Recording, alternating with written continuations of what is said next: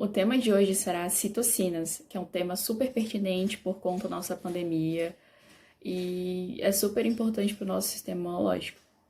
E bom, vamos começar. O nosso trabalho ele vai ser dividido em 4 partes: conceito, função, tipos e exemplos. Vamos começar pelo conceito. A primeira coisa que nós devemos nos perguntar para entender um pouquinho sobre o tema é: o que são citocinas? E bom, citocinas são um grande grupo de proteínas, elas podem ser polipeptídeos, glicoproteínas, e elas são secretadas por um grande número de células do organismo. E elas possuem um importante papel no sistema imunológico, como eu já tinha falado, né? E são produzidas principalmente pelos macrófagos e pelos linfócitos. Inclusive, os que são produzidos pelos linfócitos se chamam interleucinas, com a sigla de abreviação IL, e vai ser explicado um pouco melhor daqui para frente. E isso acontece, essa liberação, quando a célula entra em contato com um antígeno, um vírus, uma bactéria, etc. E, bom, as citocinas, elas agem como elas são agentes da comunicação celular. O que significa? De modo geral, significa que elas são a linguagem entre as células. É a forma como cada célula vai se relacionar com outra. A gente pode fazer uma pequena analogia com uma orquestra. Uma orquestra tem seus músicos e cada músico é especialista em seu instrumento. Mas ele sozinho, para tocar em uma orquestra, sem nenhuma comunicação com outros músicos, ele pode fazer alguma coisa errada, ele pode tocar aquele instrumento no momento errado e pode prejudicar a música. E é para isso que serve o maestro. O maestro está ali para organizar e dizer o que cada músico tem que fazer, o que e quando. E esse é o papel das citocinas. Ele vai estar lá para organizar o que cada célula deve fazer, assim como os músicos. E bom, isso é muito, muito importante no nosso sistema imune, porque sem essa resposta rápida, não tem como o corpo conseguir dar uma contrapartida aos antígenos. E sem as citocinas, essa organização, ela estaria totalmente comprometida. E, bom, para isso, elas modulam a função das células envolvidas. E para que tudo isso ocorra de forma correta, os receptores que irão receber as citocinas das células, eles têm que ter receptores com alta afinidade, certo?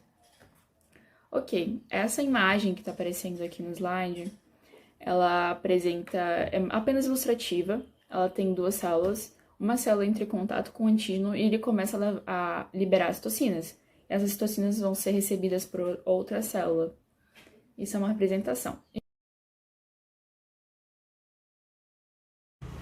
O principal papel das citocinas é regulação e comunicação.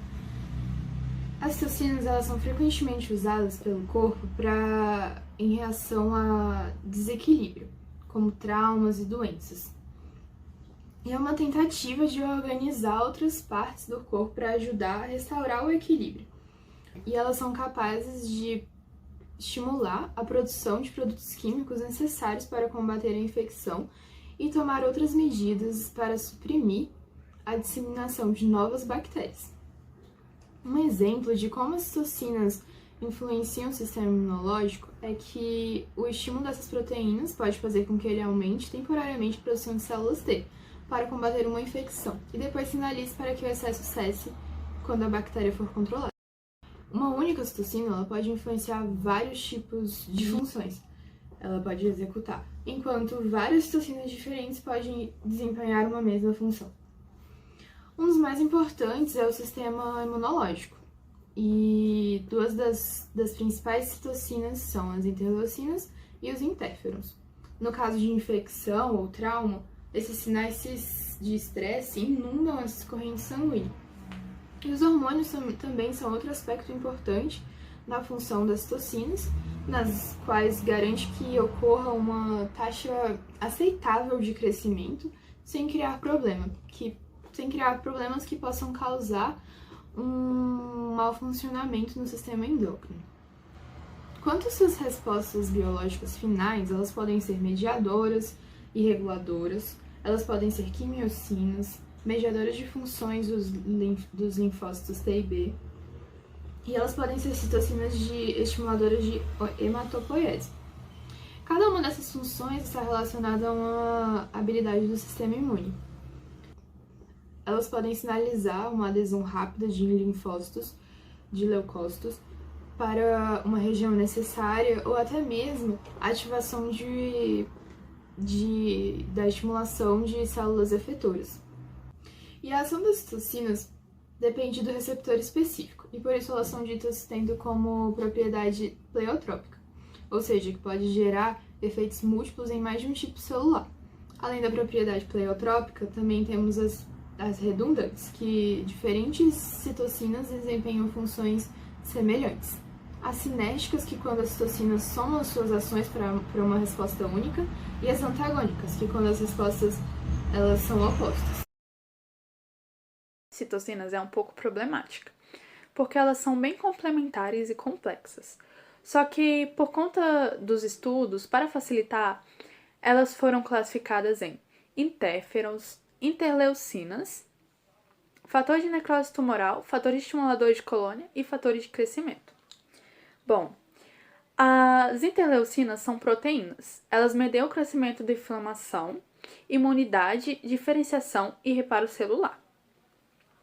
Por exemplo, a interleucina 1, que é a principal mediadora de inflamação, junta com o fator de necrose tumoral, induz a fase aguda da inflamação.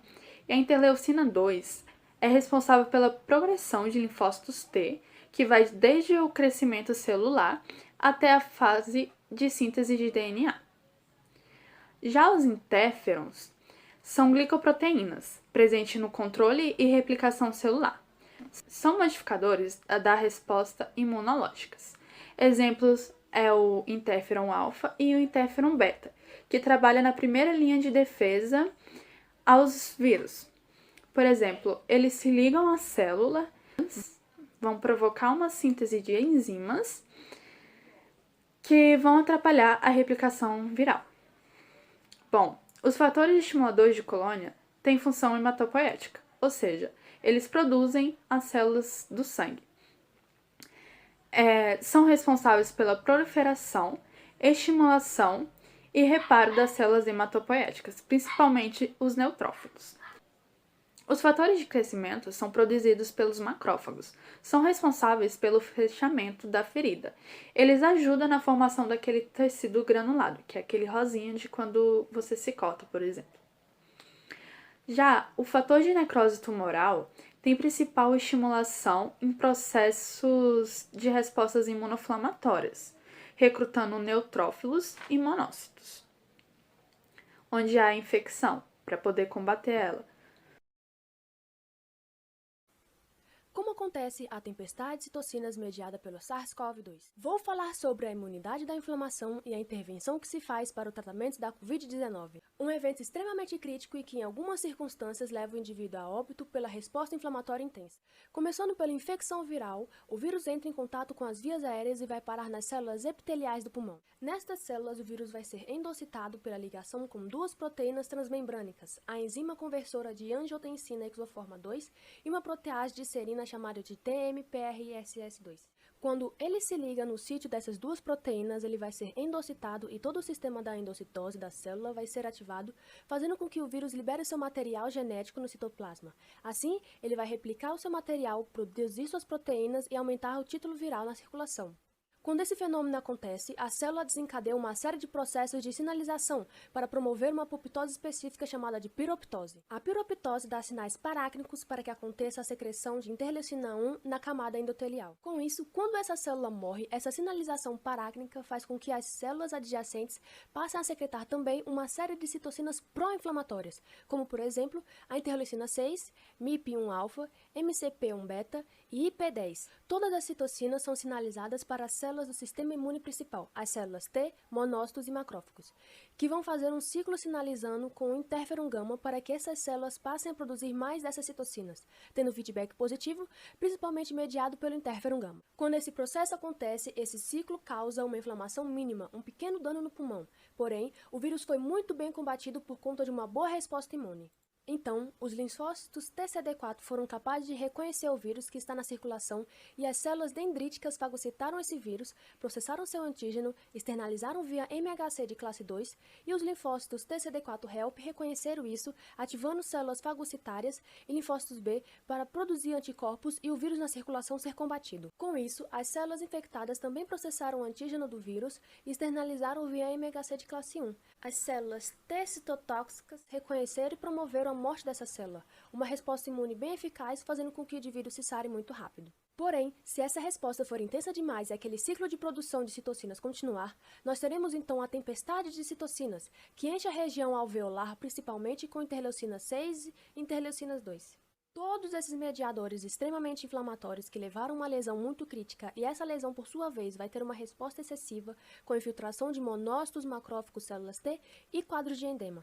E nessa condição de edema, há também um comprometimento na capacitação de oxigênio, onde o indivíduo não consegue mais a troca gasosa e a saturação dele cai drasticamente.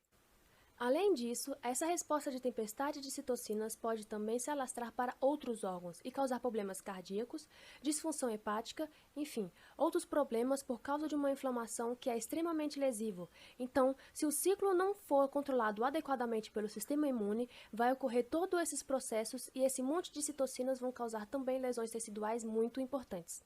Só lembrando que, em seres e pessoas saudáveis, quase não há presença de citocinas como interferons e interleucinas no organismo. Se tiver, é bem raro, é bem pouquinho. Mas pessoas com quadros infecciosos, com inflamações e doenças crônicas, por exemplo, há bastante presença de interferons e interleucinas.